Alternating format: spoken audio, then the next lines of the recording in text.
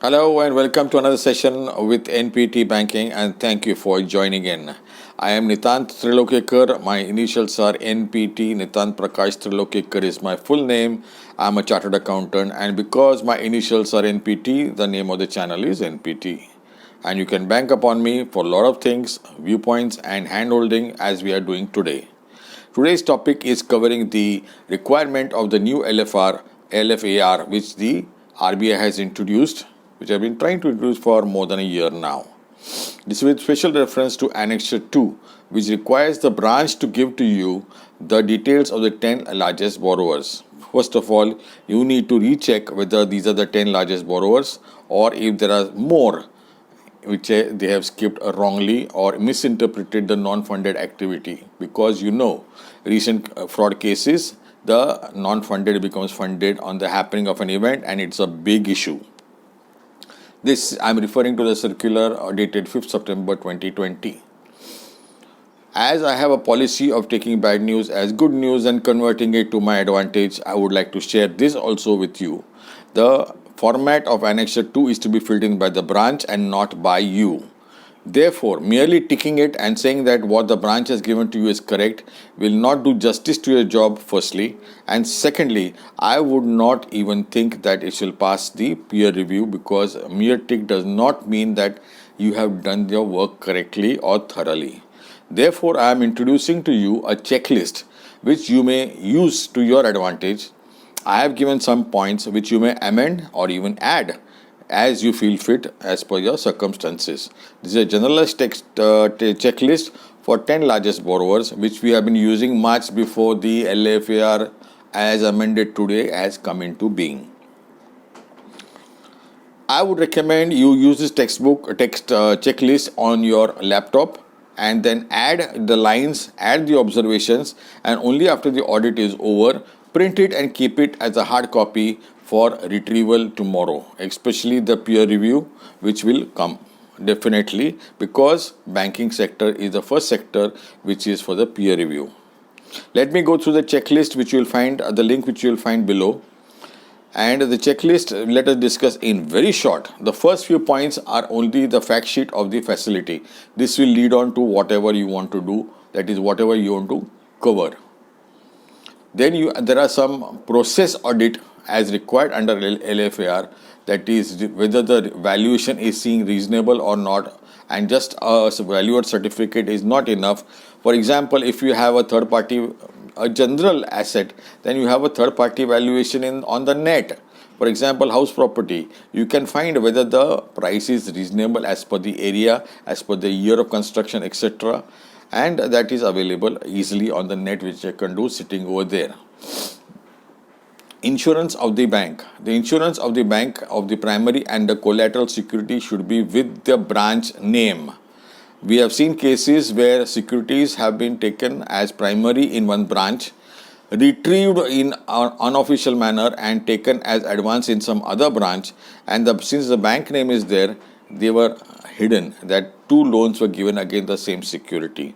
This is why this point in the checklist.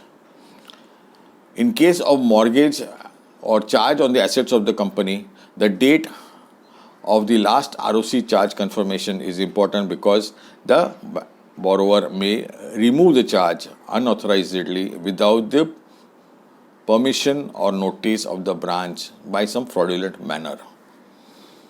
Submission of the stock statement and debtors.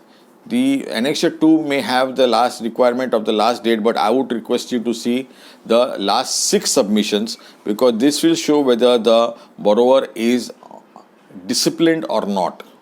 Besides, scrutiny of the 6 submissions will also show you whether the branch is looking at the statements by seeing any stock which has not moved for the 6 months, which should be taken out of the calculation of the drawing power. Then all the communication by the borrowers has to be seen by the branch officials, which unfortunately and 100% we have seen that the branch officials do not have the time to look at it, and therefore you will find that such a point is very critical, especially if critical information is there.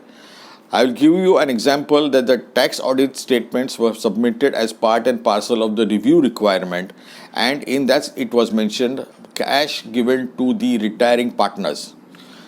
This was not taken cognizance of by the branch officials, and the document still remained signed by the previous retired partners.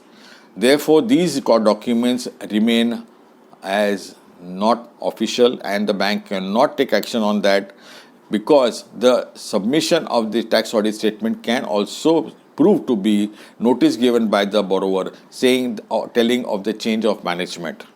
Once the management is changed, the risk of the bank also changes, and the sanctioning authority, whether it is the branch, regional office or the head office, has to retake a point on this and then see whether they still want to continue the loan. Normally they continue the loan unless they have misgivings about the new people who have come to the management and leading the helm of the company, in case it's a company. Then percentage of projected turnover. This is part and parcel of the annual review and the first project report which is given by the borrower. If you look at a few of the projections and non-achievement, therefore, this will find as a comment, as a detrimental to the health of the borrower. This may or may not be covered by the review, and this is what you should also cover as a process of the review not being correct in case they have missed out this point.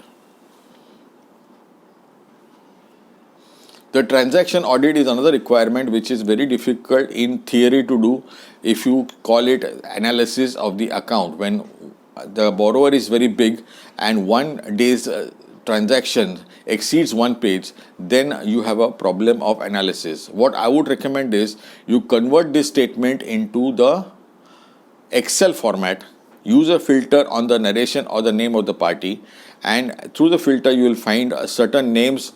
For example, names of the jewelers when it is not a jewelry operation of the business of the borrower, because this will be at the time of the Diwali festival, and this will be diversion in case it's a cash credit account. Friends, I'm giving you a checklist based on the requirement of LFAR. Earlier, the branch managers used to point out these points as not being material and not influencing the risk of the borrower, but today RBI requires you to fill this.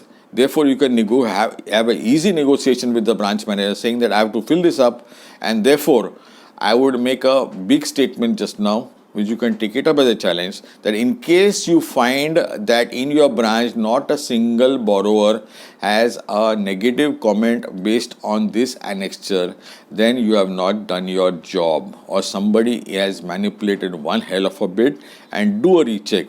The points are such that practically it is impossible for every borrower to satisfy all the points which are mentioned by the Reserve Bank of India, and they are mentioned here to ensure you do not miss out on anything large. As usual, you have to point out or look at the areas of the system which are not connected to CBS. That is, a very high risk based on what has happened recently. Please look at the checklist. I've given it in one word form. You can edit it and let me know what you find based on this. Therefore, I will know the success of this checklist. Do share, and I look forward to meeting you again.